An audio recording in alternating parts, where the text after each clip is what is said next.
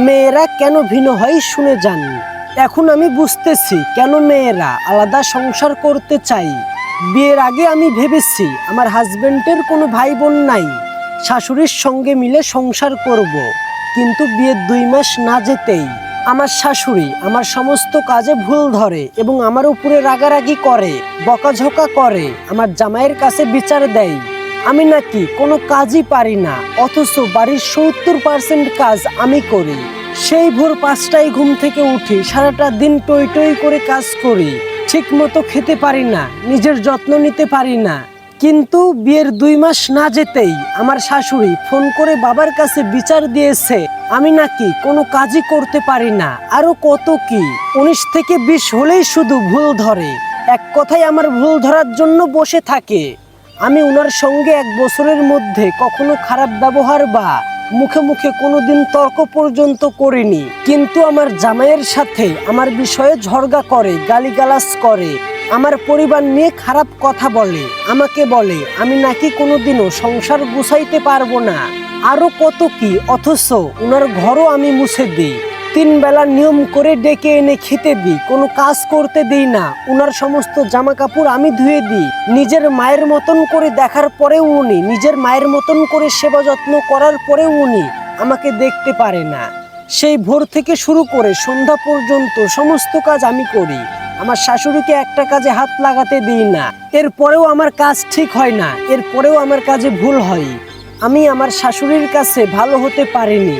উনি চাই সংসারের মাতবরি, উনি করবে, করুক, আবার বলবে বউ থাকতে আমাকে রান্না করতে হয়, আবার আমাকে রান্নাও করতে দিবে না, শুধু কথা শোনাবে।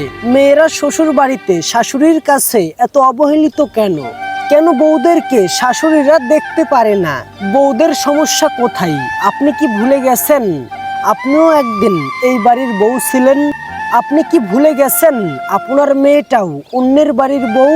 একবার কি আপনার মনে হয় না আমি আজকে অন্যের মেয়ের সঙ্গে যেটা করব সেটা একদিন আমার মেয়ের সঙ্গে ঠিকই হবে?